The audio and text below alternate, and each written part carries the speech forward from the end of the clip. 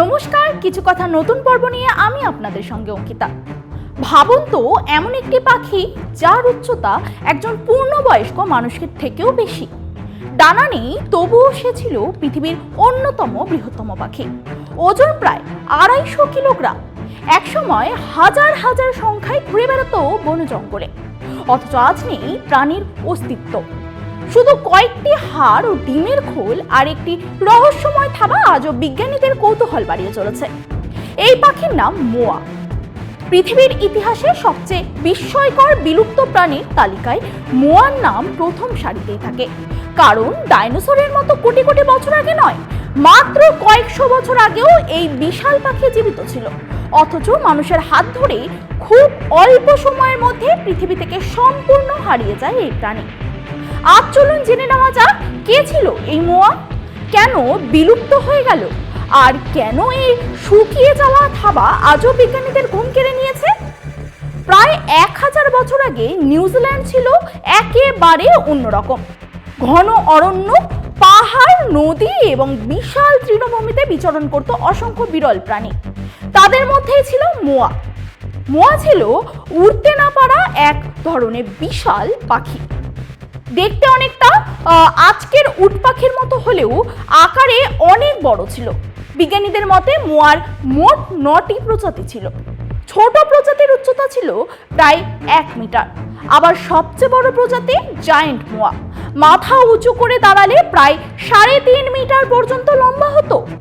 অর্থাৎ প্রায় 11 থেকে 12 ফুট ওজনও ছিল এই অবিশ্বাস্য এই প্রাণীটির। কিছু পূর্ণবয়স্ক স্ত্রী মোয়ার ওজন 250 কিলোগ্রামের কাছাকাছিও পৌঁছতো। মজার বিষয় হলো, পুরুষ মোয়া সাধারণত স্ত্রী মোয়ার তুলনায় অনেক ছোট ছিল। আজকের পৃথিবীতে এমন বৈষম্য খুব কম প্রাণীর মধ্যেই দেখা যায়। মোয়ার সবচেয়ে বড় বৈশিষ্ট্য ছিল তাদের ডানা প্রায় ছিলই না।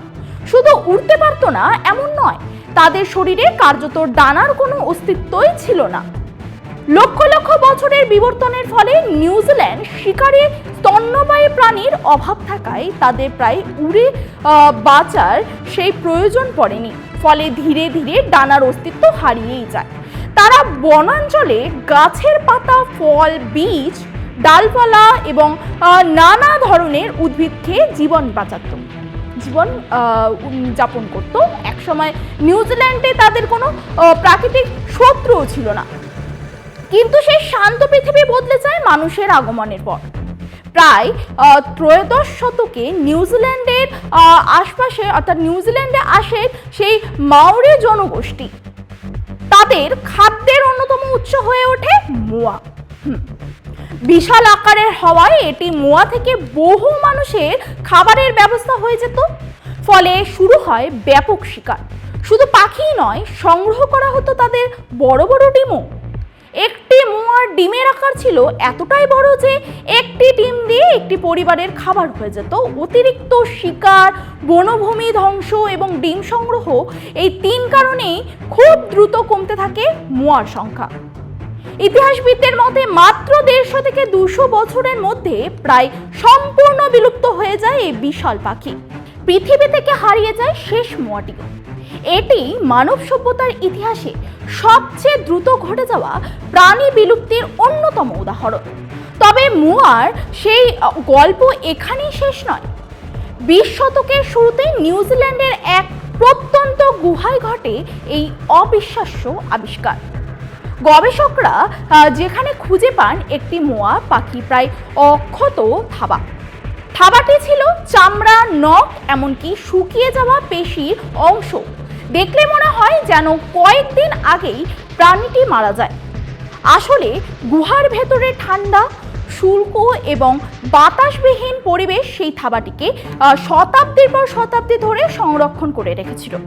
আজও এটি পৃথিবীর অন্যতম বিস্ময়কর প্রাকৃতিক সংরক্ষিত জীবাশ্ম হিসেবে পরিচিত। কিন্তু এখানেই শুরু হয় আরেক রহস্য। এই থাবাটি কে সেখানে রেখে গিয়েছিল? কেনই বা এত যত্ন করে সংরক্ষণ করা হয়েছিল? এটিকে কোনো শিকারের সংগ্রহ, নাকি কোনো ধর্মীয় আচার বা উপজাতীয় বিশ্বাসের অংশ?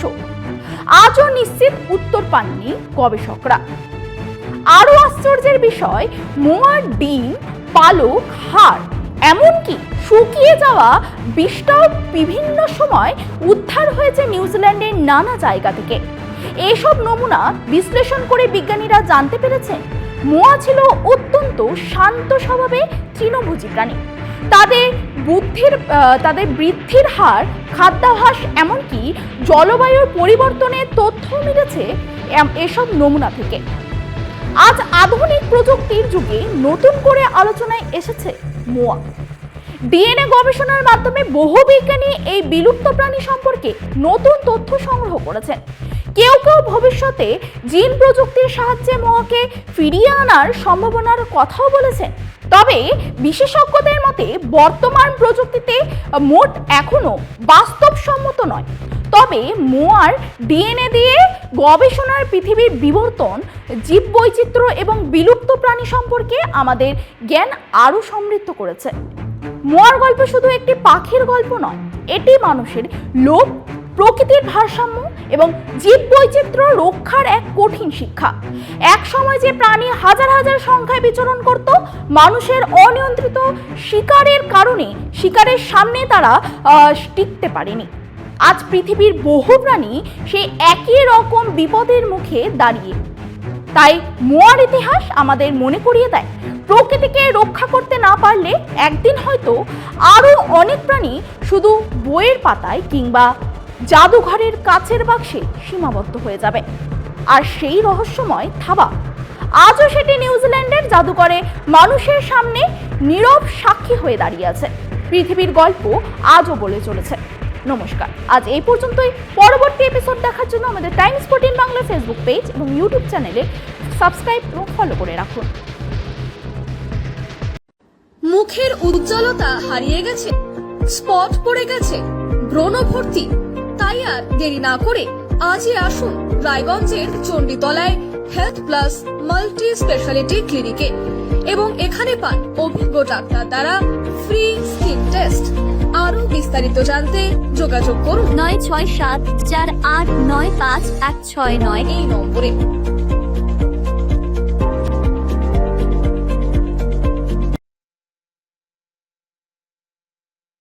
আজ তোমার বিয়ে সাজলো নতুন সাজে,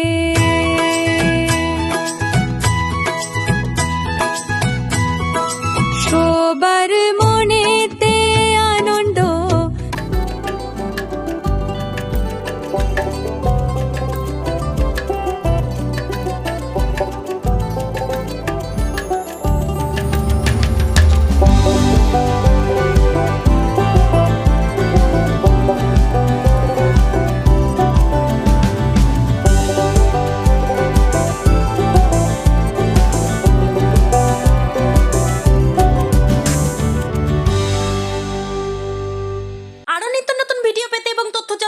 ফেসবুক পেজকে লাইক ও ফলো করে রাখুন। সেই সঙ্গে টাইমস 14 বাংলার ইউটিউব চ্যানেলকে সাবস্ক্রাইব করতে ভুলবেন না।